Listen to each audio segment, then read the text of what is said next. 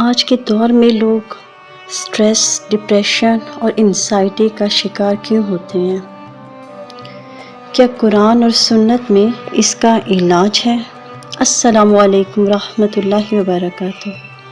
ناظرین، آج ہم ایک نہایت اہم اور حساس موضوع پر بات کریں گے: ذہنی دباؤ، ڈپریشن اور بے چینی۔ یہ وہ بیماریاں ہیں جنہوں نے ہماری نوجوان نسل ہی نہیں بلکہ ہر عمر کے انسان کو اپنی گرفت میں لے رکھا ہے۔ آج ہر دوسرا انسان پریشانی، ٹینشن اور دل کی بے سکونی کا شکار ہے۔ لیکن سوال یہ ہے کہ کیا اسلام نے ہمیں ان بیماریوں کا حل دیا ہے؟ کیا قرآن و سنت میں ایسی رہنمائی موجود ہے جو ہمیں سکون قلب عطا کر سکے؟ آئیے ہم اس پر بات کرتے ہیں۔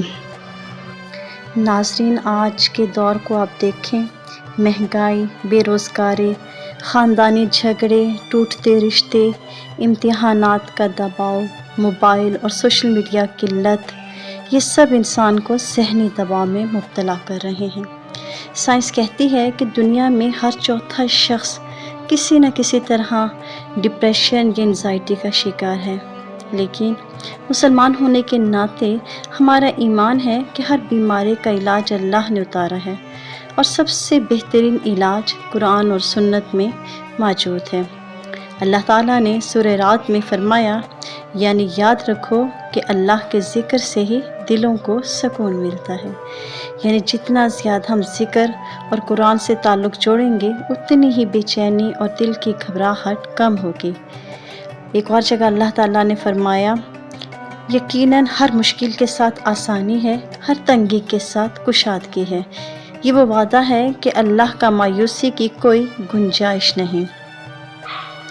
رسول اللہ صلی اللہ علیہ وآلہ وسلم نے فرمایا، اے اللہ، میں تیری پناہ مانگتا ہوں غم اور فکر سے۔ یہ دعا مسلسل پڑھنے والے کے دل کو سکون اور ذہن کو ہلکا پن عطا کرتی ہے۔ نبی پاک صلی اللہ علیہ وآلہ وسلم کے پاس ایک صحابی آئے اور کہا، یا رسول اللہ، میرا دل بہت پریشان رہتا ہے۔ آپ صلی اللہ علیہ وآلہ وسلم نے فرمایا، اپنے رب کا ذکر کیا کرو، یہ دلوں کو سکون دیتا ہے۔ اور نماز تہجد، رات کی خاموشی میں اللہ کے سامنے گڑگڑانا اور ذہنی دباؤ کا بہترین علاج ہے۔ دوسروں کی مدد کرنے سے انسان کے دل کا بوجھ اتر جاتا ہے۔ اس کے علاوہ صبح شام کے اذکار کو معمول بنائیں، یہ انسان کے لیے پروٹیکشن شیلڈ ہے۔ وقت پہ سونا اور وقت پہ اٹھنا، فجر کے ساتھ دن کا آغاز کرنا، حلال اور پاکیزہ کھانا کھانا، یہ سب ہمیں صحت کی طرف لے کر آتے ہیں، اور یہ سب ہماری صحت کو اچھا رکھتے ہیں اور ہمارے ذہن میں انزائٹی اور ڈپریشن کو ختم کرتے ہیں۔ نبی کریم صلی اللہ علیہ وآلہ وسلم نے فرمایا، انسان اپنے دوست کے دین پر ہوتا ہے، اس لیے دیکھو کہ کس کو دوست بناتے ہو۔ نیگیٹو لوگ ڈپریشن اور دیندار لوگ دل کو سکون دیتے ہیں۔ ایک بار صحابی رسول صلی اللہ علیہ وآلہ وسلم کے پاس آئے اور کہا، یا رسول اللہ، میں غم سے ٹوٹ چکا ہوں۔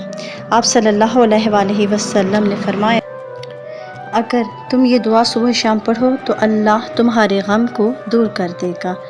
پھر آپ نے اللہم انی اعوذ بک من الہم والحزن سکھائی۔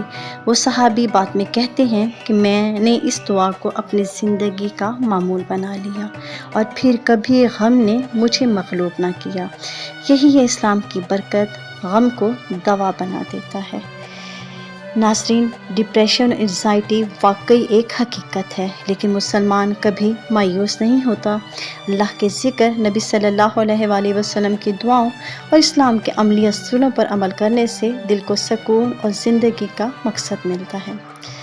یہ ہماری سیریز کا پہلا حصہ تھا۔ اگلے حصے میں ہم دیکھیں گے کہ اسلام سائیکالوجی کس طرح سے ماڈرن مینٹل ہیلتھ کو ایڈریس کرتی ہے، اور کن کن قرآنی اور نبی نسخوں سے ہماری زندگی کو بدل سکتی ہیں۔ آخر میں آپ سب سے درخواست ہے کہ اس ویڈیو کو دوسروں تک پہنچائیں، تاکہ زیادہ سے زیادہ لوگ اپنی ذہنی پریشانیوں کا حل قرآن و سنت سے پا سکیں۔ اپنی دعاؤں میں یاد رکھیے گا۔ جزاک اللہ خیرا کثیرا فی الدنیا والآخرہ۔